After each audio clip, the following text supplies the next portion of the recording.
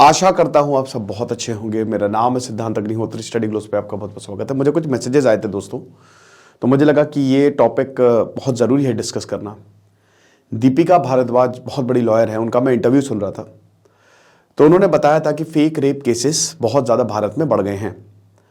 अब देखिए, आपको बता दूं कि वैसे आपने टेड बंडी का नाम सुना है, बहुत बड़ा, मतलब उसने काफ़ी रेप किए थे। तो जब उसके बैकग्राउंड में खंगाला गया था तो देखा था पॉर्न बहुत ज़्यादा देखता है, पॉर्न एडिक्शन है उसको, और कई भारत के क्राइम्स पॉर्न से रिलेटेड हैं। तो इसी से आप कैसे उभरे, ये हमने शानदार पॉर्न एडिक्शन का कोर्स बनाया है। आज आखिरी दिन है कोर्स को अवेल करने का। 350 रुपये का कोर्स है ये। हर दिन हम आपको एक चैलेंज देंगे, एक टेक्निक बताएंगे, आपको बहुत ज़्यादा फायदा होने वाला है। तो अब हम बात करेंगे, बहुत सारे ऐसे केसेस आए। देखिए, rape section 376 it is very very dangerous, और भारत में महिलाओं के साथ घरेलू हिंसा बहुत होती है, और मैंने खुद भी कई बार ऐसे वीडियोस बनाए हैं। लेकिन हमको ये समझना होगा कि ये उगाही का माध्यम नहीं है। ऐसे सेक्शंस का आज कई जगह मजाक बनाया जा रहा है। एक रिपोर्ट के हिसाब से 40% केसेस फॉल्स होते हैं, रेप केसेस। बहुत सारे केसेस, जयपुर का एक रेप केस आया था, 20 साल बाद ये पता चला कि आदमी को झूठे रेप केस में फंसाया गया था। वो काम करता था, गांव में गरीब था, किसी महिला ने उसके ऊपर रेप केस लगा, उसको उठा के ले गई। 20 साल बाद ये फैसला आया कि उसके ऊपर झूठा रेप केस था। एक दोस्तों जयपुर केस, जबलपुर केस में तो ऐसा था कि भाई हाई कोर्ट के लॉयर तक मिले हुए थे। कई बार ऐसा होता है भाई। ये समझिए कि जैसे मान लीजिए कि आपने चैटिंग किया, कुछ मिले जुले, और हो सकता है फिजिकल भी हो गए, है ना। अब उसके बाद आपके ऊपर केस हो गया कि भैया इसने तो मेरा रेप किया है।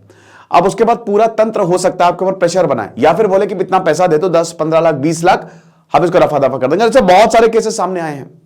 एक महिला से हंस रही थी कि भैया देखो मैंने तो, मतलब कितने सारे केसेस, और ऐसा निर्भया कांड इतना विभत्स था कि नहीं, मैंने तो उस तरीके से फंसा दिया एक आदमी को। तो बात इतनी सी है, इट इज वेरी डेंजरस। महिलाओं को सशक्त बनाना है। हमको पता है कि महिलाओं के साथ बहुत ज्यादा हिंसा होती है, बट इसका मतलब यह नहीं है कि महिलाएं जो हैं इसका यूज करके आदमी को फंसा दें। अब प्रॉब्लम कहां है? प्रॉब्लम यह है कि कई बार, जैसे अगर मान लीजिए कि महिला के खिलाफ केस भी हो गया, और अगर यह साबित भी हो गया कि महिला गलत है, तो क्या होता है ज्यादा से ज्यादा, हाई कोर्ट ने एक बार 2 घंटे की एक गलत केस जो है वो डाला गया था, ठीक है, और आदमी ने साबित कर दिया था कि यह गलत है, सेक्सुअल हरासमेंट का केस गलत है। तो अब औरत को खाली 2 घंटे की सोशल सर्विस दी थी कि भैया 2 घंटे की सोशल सर्विस कर लो। एक जगह खाली 10,000 का जुर्माना लगाया गया था। तो बहुत ही छोटी मोटी सजा होती है, जिसकी वजह से हिम्मत बढ़ रही है। यही दीपिका भारद्वाज भी कह रही थी कि जिसकी वजह से हिम्मत बहुत ज्यादा बढ़ रही है। कई बार जो है लड़के फिसल जाते हैं। हमारी तो कौम ही बड़ी मासूम है, फिसल जाते हैं, जरा सा बात हुई फिसल जाते हैं, जरा सा नजरें मिली फिसल, स्माइल। बहुत ही आसान है लड़कों को बेवकूफ बनाना, और उसके बाद जिंदगी भर जो है वो पछताते हैं। और ये सिर्फ लड़कों के साथ नहीं, बड़े बड़े लोगों के साथ हो रहा है। हनी ट्रैप में कितने लोग फंसे हैं। कल मैं टाइम्स ऑफ इंडिया के एक आर्टिकल पढ़ रहा था, उसमें आपको मैं कहानी बताता क्या हुआ कि एक बॉस, मतलब एक कंपनी थी, वहां पे एक आदमी था, एक बॉस ने डांट दिया, 2 औरतें काम करती उनको डांट दिया। बाद में उन दोनों औरतों ने इनको फंसा लिया, हनी ट्रैप कर लिया। ये अपनी नंगी तस्वीरें भेज रहे हैं, और उसके बाद फिर इनसे उगाही शुरू कर दी। ऐसे ऐसे केसेस बड़े बड़े पोस्ट पे। इसरो के साइंटिस्ट ने, सोचिए, इसरो के साइंटिस्ट ने पूरी डीआरडीओ की डिजाइन भेज दी कि लो भैया मिसाइल की डिजाइन ये लो। वो पाकिस्तान की जासूस निकली, बाद में उनको गिरफ्तार किया गया। डीआरडीओ के साइंटिस्ट ने, सॉरी इसरो का बोल रहा, डीआरडीओ के साइंटिस्ट ने। तो ऐसे बहुत सारे मामले हमको देखने को मिलते हैं। कितना भी इंटेलेक्चुअल इंसान हो, कितना भी बड़ा इंसान हो, उसकी असली औकात आदमी हो, इसलिए असली औकात औरतों के सामने पता चलती है कि वो क्या है। समझ रहे हो? तो सबसे पहले तो फेक रेप केसेस का केस बहुत ज्यादा बढ़ रहे हैं ये, ठीक है। और एक तो इसमें कानून की सख्त जरूरत है कि मर्दों को भी कुछ आप कानून दे, लेकिन फिर बाद में ये हो जाएगा ना, काउंटर आर्ग्यूमेंट इसका ये है कि अगर मर्दों को कानून दिया तो फिर औरतों के साथ, जिनके साथ जेन्युइनली गलत होता है। क्योंकि दोस्तों, रेप, एक विक्टिम ऐसी थी कि वो कह रही थी मेरे साथ बलात्कार तो हुआ, लेकिन मेरे पास हर वक्त बलात्कार होता है कोर्ट में। क्योंकि कोर्ट में जब आपसे बार बार वही चीजें पूछी जाती है ना, तो इट इज तो एक बहुत कॉम्प्लेक्स सिस्टम, हम उसमें भी फिलहाल नहीं जाते हैं कि क्या होता है कैसे होता है। बस आप इतना समझिए कि जो सही है वो सही है, इंसाफ मिलना चाहिए, भाई वो लड़का हो चाहे लड़की हो। अब मर्दों के लिए कोई कानून है नहीं, हमारे पास कोई कानून नहीं है। रोहतक सिस्टर्स का केस आपको याद ही होगा, वो बेचारा बस में जा रहा था भाई एग्जाम देने, क्या 12वीं का बच्चा था कौन था, एग्जाम देने जा रहा था, मारने लगी तो जबरदस्ती बिना बात के पीटने लगी, छेड़ा है। और बाद में भैया हरियाणा सरकार सबको याद है कि भैया अरे बहुत अच्छा काम किया इन बहनों ने, बाद में पता चला इनकी हिस्ट्री ही है ये सब करने की, उगाही करने की, ये करने की, वो करने की, झूठे में फंसाने की। वो आदमी की तो जिंदगी 10 साल चले जाते हैं।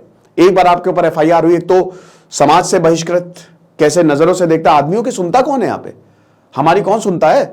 हमारे ऊपर तो अगर कुछ भी हो जाए तो ऐसे नजरों से देखेंगे ना, पंचायत करने का लोगों को मौका मिल जाएंगे कि देखो भैया, भले भले वो कुछ नहीं कि क्या सच्चाई है उसमें जाएंगे ही नहीं, कि देखो लड़की को छेड़ रहे हैं। हर जगह एक कहते ना कि एक धब्बा सा लग जाता। ऑप्शन ये कि आप बोरिया बिस्तर पैक करके कन्याकुमारी सेटल हो जाए, नहीं तो फिर केस लड़े। किस को आप सफाई देते हुए घूमेंगे। तो अब हम सीधा अपने पॉइंट पे आते हैं कि अगर मान लीजिए कि फेक रेप केस हो तो क्या करें। देखिए इसमें सबसे पहले द फर्स्ट थिंग, पहली बात तो कैसे हो सकता है, यह होता है कि मान लीजिए कि आपने किसी के साथ फिजिकल हो गए, अब उस औरत का खाली स्टेटमेंट ही जो है वो जरूरत। एग्जांपल के तौर पे आप किसी से पार्टी में मिले, ऐसा एक एग्जांपल ही मैं बता रहा हूं, ये रियल लाइफ एग्जांपल है, और आपकी वो गर्लफ्रेंड होगी, आपने अच्छा खासा, और उसके बाद 1-2 हफ्ते के बाद या 2 महीने के बाद आप फिजिकल हो गए उसके साथ, ठीक है। और उसके बाद वो मान लीजिए आपका झगड़ा हुआ या नहीं बनी, वो सिर्फ उसको पुलिस स्टेशन में जाना है और FIR दर्ज करानी कि ये सेक्शन 376 के तहत इसने मेरा रेप किया है। आप अंदर गए, कोई सुनवाई नहीं, कुछ नहीं, आपको पुलिस पकड़ के ले जाएगी, लेकिन घबराना नहीं है, आपको घबराना नहीं है। देखिए जो सबसे पहली चीज, स्टेप 1 जो आपको फॉलो करना है कि बहुत ज्यादा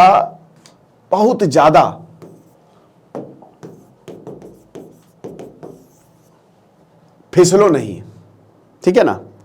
थोड़ा सा एटीट्यूड में रहो। कहने का मतलब यह है कि अगर कोई लड़की आपसे जबरदस्ती फिजिकल होने की बात कर रही है और बहुत जल्दी फिजिकल होने की बात कर रही है तो कुछ गड़बड़ है, मान कर चलो, ठीक है। फिजिकल मत हो अनटिल एंड अनलेस आप उसको पूरी तरीके से समझ नहीं गए हो, ठीक है, बहुत अच्छे से देख दाख के, क्योंकि जमाना बहुत ज्यादा खराब है।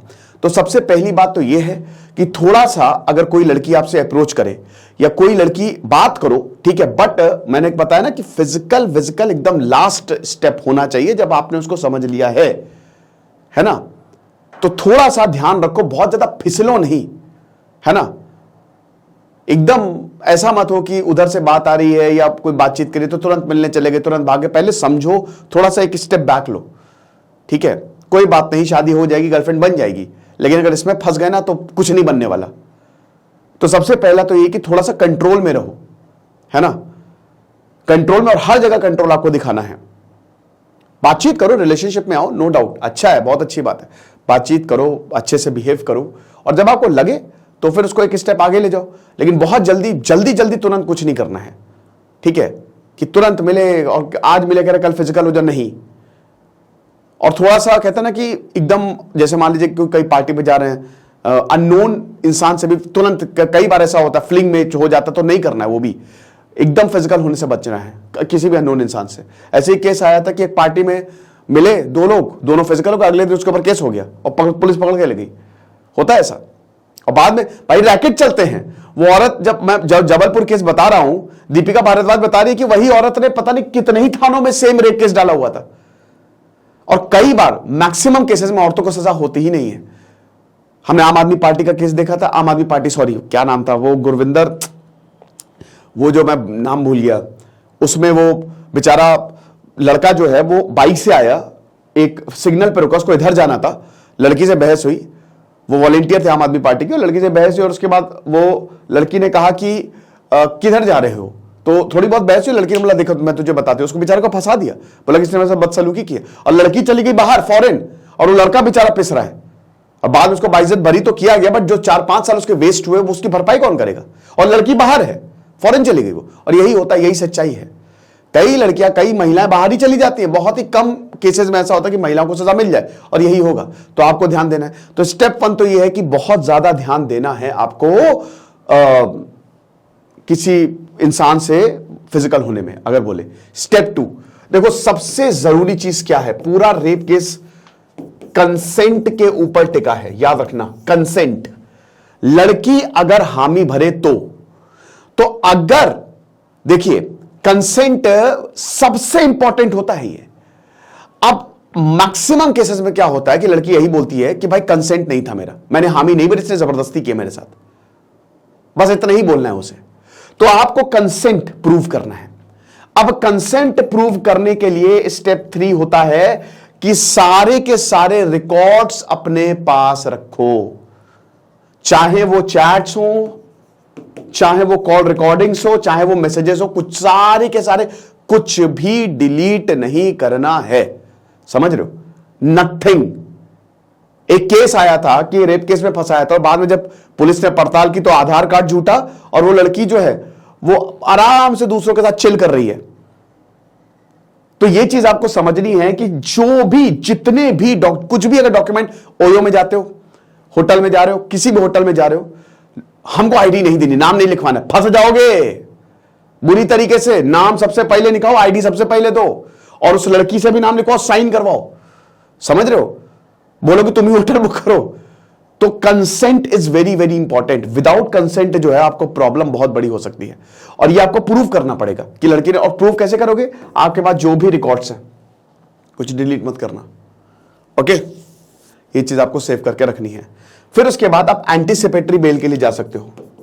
सेक्शन 438 जो है, आप एंटीसिपेटरी बेल के लिए जा सकते हो। काउंटर एफआईआर भी जो है वो आप दर्ज करवा सकते हो।